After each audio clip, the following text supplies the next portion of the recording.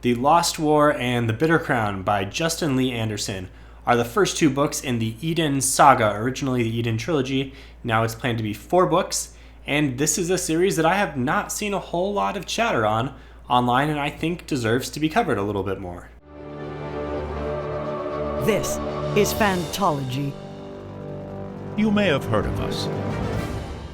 The Lost War was originally self-published and then won Mark Lawrence's SFBO competition in 2020, eventually got more popular, and wound up getting republished by Orbit in 2023. So fairly recent if you don't follow self-publishing as much. And then the sequel, called The Bitter Crown, also came out in December of 2023. So very recent. So you may see this pop up more and more.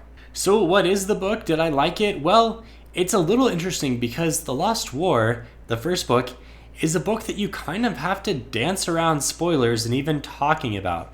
So I'm going to have just like very light spoilers with not some specific events that happen, but just kind of like generally what can you expect going into the book. So if you want to know nothing, just know that I liked it and I think it's worth a shot. And if you look around for reviews, you'll probably run into what I'm talking about pretty early on. It's not a bad thing at all. It's just that the main idea, like the main inception of the book that Justin Lee Anderson had originally, revolves around this big thing, and if I even mention it, it's a little bit of a spoiler, so I'm going to do that now. So the deal is there's a big twist at the end of the first book, The Lost War, that really kind of makes you think about a lot of the things that you read throughout the book. And that, like I said, that makes it a little tough in even talking about the book because I was reading along and I thought, okay, this is a good book. It's an interesting book. It's maybe more like a 6.5 out of 10 book, like nothing too special. And then we get to the end and it's a little bit of a mind blown situation. Very cool ending, really recontextualizes everything, makes you think about, kind of walk through everything and realize how everything worked out. So that alone bumps this up to like a 7.5 out of, or even an 8 out of 10 book. But you can't talk about that too much, so that makes it a little tough. But what can we talk about? So what even is this book, right? So the plot, let's start with the plot. It's centered around a kind of D&D-esque party where they go out and they all have different roles and and different characters, right? There's 7 kind of main characters that are journeying around, that are off on a quest for the king to save the kingdom. And then it gets a little more complex, and then by the end you're like, what even was all that? And you'll see what I mean when you read. There are a lot of elements to the plot. There is a zombie plague that is causing a lot of problems called the Blackening. There are literal demons walking the earth that have been summoned by this guy called Minagog, who is a super evil druid, sorcerer, wizard-esque guy. The word is druid. It's like old Scottish Gaelic for druid, and it just kind of represents the magic. In general, the magic users are kind of rare, and they have one of like 7 or 8 different abilities, but Minagog has 2, unheard of, and he can both summon demons, and he's a necromancer, so causing a lot of problems. The kingdom is just recovering from a war against him, and our heroes, which are Aranok and Elandria, and some others that I'll get to in a second, are off on a quest to basically save the day. Oh, and there's also like wildling raids that are happening from this other group called the Reavers. So there's all kinds of stuff. And as I was reading along, I was like, man, this is a lot, maybe like too much. And that's probably why I was thinking it was more of a 6.5 out of 10 book, because there were all these different plot threads. I didn't really know exactly what the most important thing was. But then by the end, it really kind of all ties in really nicely. So that makes it tricky because you're telling people like, okay, read a book that's like okay, and then by the end you'll love it. So they've got to get through, a few hundred pages, and then there's a really big payoff. But I think this is very unique and very cool. And if you're a big fan of epic fantasy, I haven't seen anything quite like this done before. So I think it's definitely worth checking out. So characters, I'll just kind of go through fast pace here. So we have Aranok, who's our kind of main character. We start with him, and he gets the most screen time. He is a druid. He is the king's envoy, and he has control over different elements: air, wind, earth, fire, kind of Avatar-esque powers here. His lover and bodyguard, her name is Elandria. and she's a really cool archer and is, just able to do a lot of things. They're both very capable character. Main characters are probably like late 30s, early 40s, so kind of more hardened characters. That's not necessarily a fantasy coming of age story. We have Nerea, who's the leader of the Navy and the former pirate queen. Glorbad, who is a general and foul-mouthed but lovable as we get to know him more. Vestin is a young blacksmith that Aronach saves at the beginning and kind of joins the party and is out to seek his, adventure and up his skill level. He's kind of the noob of the party.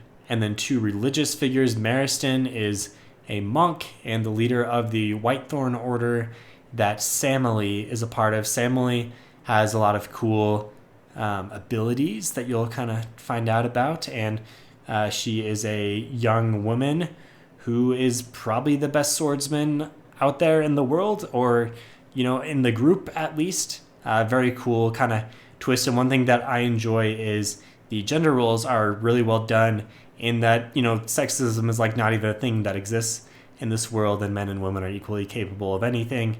It's a lot like Malazan, where it's not even mentioned, but men and women are both leaders just across the board in different things, and that's nice to see. Okay, pacing. This is a really fast-paced story. We start off in the action, we go off on our adventure, and off we go. There's kind of a new thing happening each chapter. There are some slower moments, so I think it's well done, paced fast and slow. There's some interesting kind of philosophical, not a ton of like navel-gazing stuff, but I thought some interesting takes on things, and where we have religious characters and agnostic characters, and they have to kind of grapple with some real questions, and there's a lot of heavy themes explored. So really good job of taking an exciting book, but also adding in some worthwhile things worth exploring, worth reading about. Prose, it's very well written, sounds very authentic. This is not Justin's first book. It's very well polished, and you're not going to be thinking, oh, this is self-published, because I can kind of see that it's clunky. Not at all. There's a lot of cool Scottish influences, and Justin is Scottish, and this was inspired somewhat by Scottish history. Not like we can't really like point to events where we dealt with a necromancer, right? But there are some similarities, and you can find out more about that on his blog and other places. Setting, I talked a little bit about this, Scottish inspired, and we covered the magic system a little bit. There are a lot of elements to this world, and it's not a super long book. It's like, 500 pages-ish. So we get thrown right into this right away, and it requires some focus. It's not one that I would recommend you only listen to the audiobook. I think if you want to really experience the story, you want to have the text at least that's how I like to do it. I'm someone who can't even listen to Malazan at all, or I immediately lose focus. So it's a little more on the complexity side of things, and you're going to want to at least read and kind of get acquainted with the world. Now, that said, the audiobook is very good. It's read by Ewan Morton, who also read The Will of the Many by James Islington, another big hit earlier, or I guess last year, 2023. So check that out, but I do recommend just, have a reference, or you might get lost and miss some details. And then final word on The Lost War. Look, if you want to support an author, I think Justin Lee Anderson's an awesome guy.